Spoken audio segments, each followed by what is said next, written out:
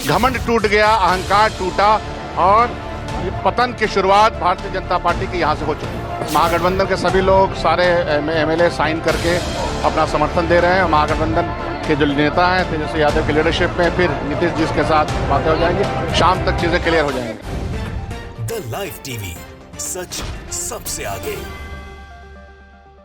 नमस्कार, मैं हूं रंजीत झा और आप देख रहे हैं द लाइव टीवी। इस वक्त की सबसे बड़ी खबर हम आपको बताने जा रहे हैं। बिहार के मुख्यमंत्री पद से नीतीश कुमार ने इस्तीफा दे दिया है।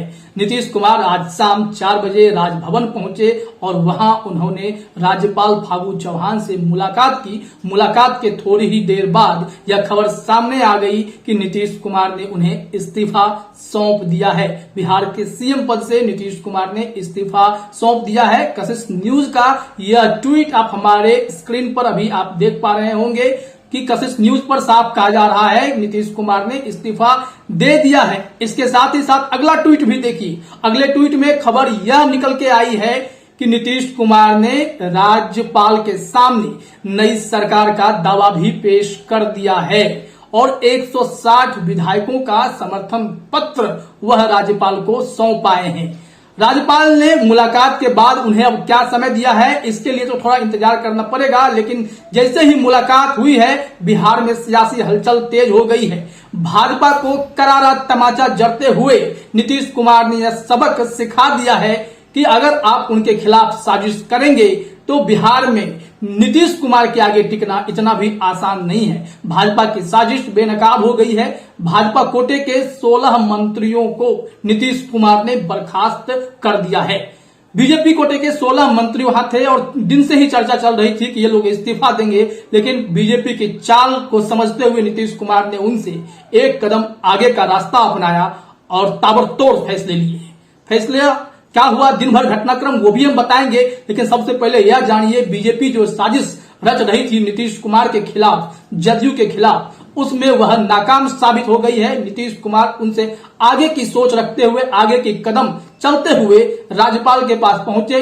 बीजेपी कोटे के 16 मंत्रियों को बर्खास्त किया, खुद भी अपना इस्तीफा दिया और एक बार फिर से बिहार में महागठबंधन की सरकार बनाने के लिए उन्होंने राज्यपाल के पास प्रस्ताव रख दिया है और उसमें 160 विधायकों का समर्थन प्राप्त है जो महागठबंधन में शामिल हो गए हैं। जीतन राम मांझी भी महागठबंधन में शामिल हो गए हैं। कांग्रेस, लेफ्ट, ये पार्टियां सब आरजेडी के साथ में, नीतीश कुमार के साथ में मिलकर बिहार में एक मजबूत सरकार बनाने जा रही है।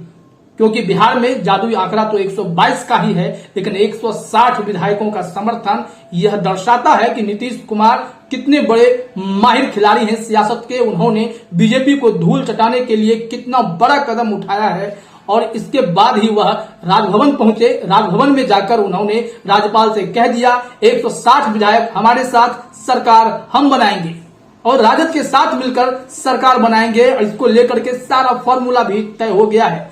अब जो लेटेस्ट जानकारी सामने आई है उसके मुताबिक नीतीश कुमार राजभवन से निकलकर सीधे लालू प्रसाद यादव से मिलने पहुंच गए हैं। राजद सुप्रीमो लालू प्रसाद यादव से वह मुलाकात करेंगे। मुलाकात के बाद वहां पर आगे की रणनीति तय होगी। बहरहाल दिन भर जो भी घटनाक्रम रहे वो हम आपको अब बताने जा रहे हैं सिलसिलेवार ढंग से। आज सुबह से ही राबड़ी आवास के बाहर सियासी हलचल देखने को मिली, जहां पर राजद के विधायकों का तांता लगा रहा।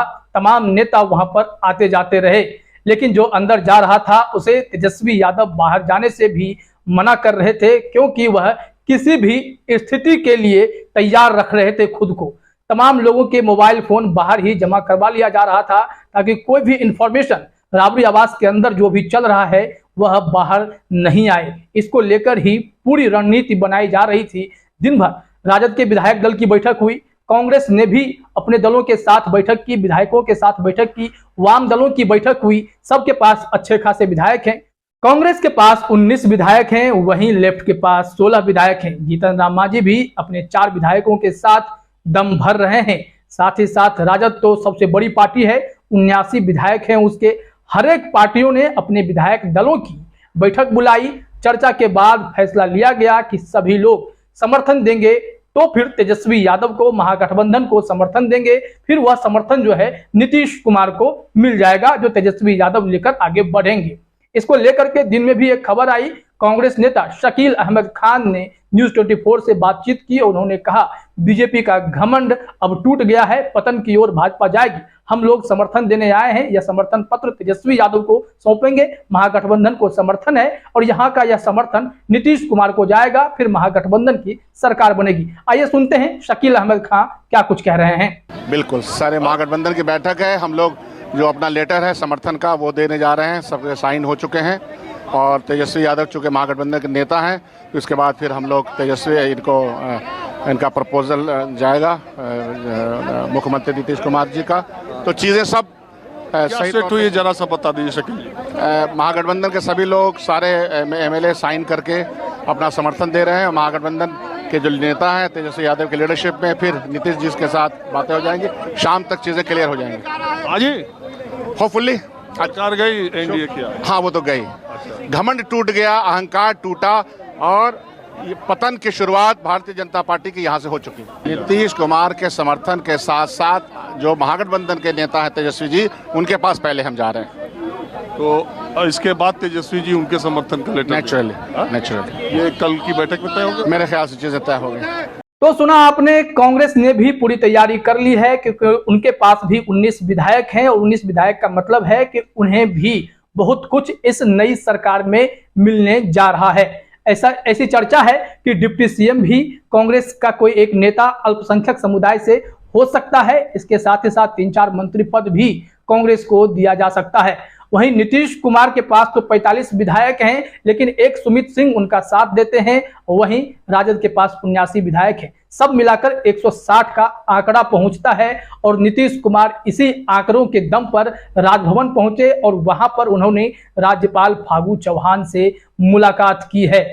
नीतीश कुमार ने इस दौरान यह भी कहा कि बीजेपी ने उन्हें अपमानित किया है। भाजपा हमेशा से उन्हें कमजोर करने की कोशिश करती रही। साल 2020 से ही यह साजिश रची जा रही थी कि किस तरह से जदयू को तबाह कर दिया जाए, नीतीश कुमार को चोट पहुंचाई जाए। इन तमाम कोशिशों में भाजपा लगी रहती थी, जिसके बाद नीतीश कुमार आहत हो गए थे और उन्होंने इस तरह का फैसला लिया है।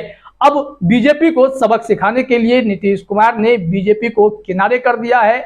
जो दम भर रही थी कि आने वाले दिनों में अकेले दम पर सरकार बना देंगे, नीतीश कुमार के हम बड़े भाई बन चुके हैं, उस बीजेपी को नीतीश कुमार ने जमीन दिखा दी है, जगह दिखा दी है कि आप बिहार में हमारे आगे कहीं नहीं टिक सकते हैं।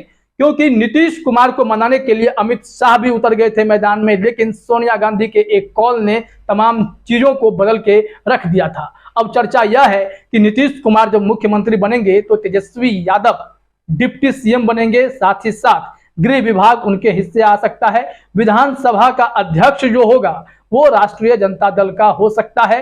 ये तमाम खबरें बताई जा रही हैं क्योंकि यह सूत्रों से जानकारी मिल रही है और जानते हैं कि सियासत में सूत्रों की कितनी वैल्यू होती है।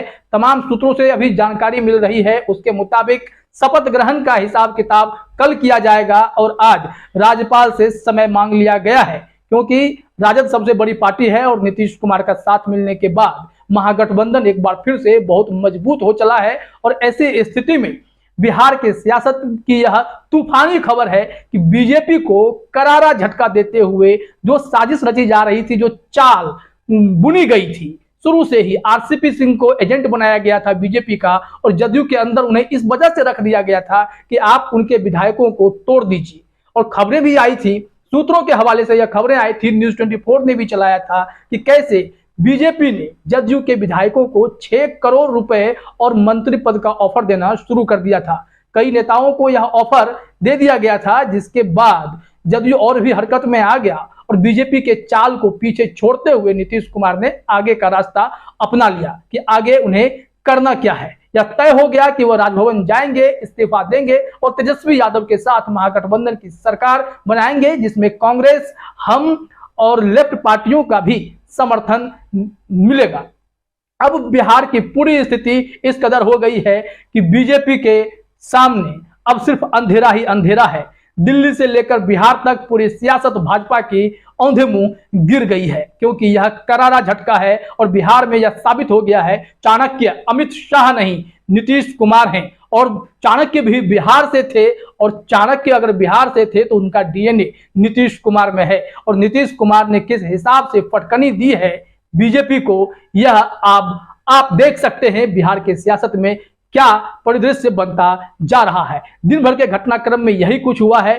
तमाम विधायक दलों की बैठक के बाद जदयू ने भी विधायक दल की बैठक की थी और वहां भी यह चर्चा लिया गया, सर्वसम्मति से फैसला लिया गया कि नीतीश कुमार उनके सर्वमान्य नेता हैं, बीजेपी से अलग होना है, महागठबंधन का साथ देना है और इस एनडीए वाली सरकार को तो गिरा के ही दम लेना है। यह फैसला ले लिया गया और नीतीश कुमार फिर राज्यपाल को फोन करते हैं, राजभवन में बातचीत होती है, उनके ऑफिशियल्स बताते हैं कि आप अमुक समय पर आइए और 4 बजे का समय मिलता है और वहां पर वो पहुंच जाते हैं।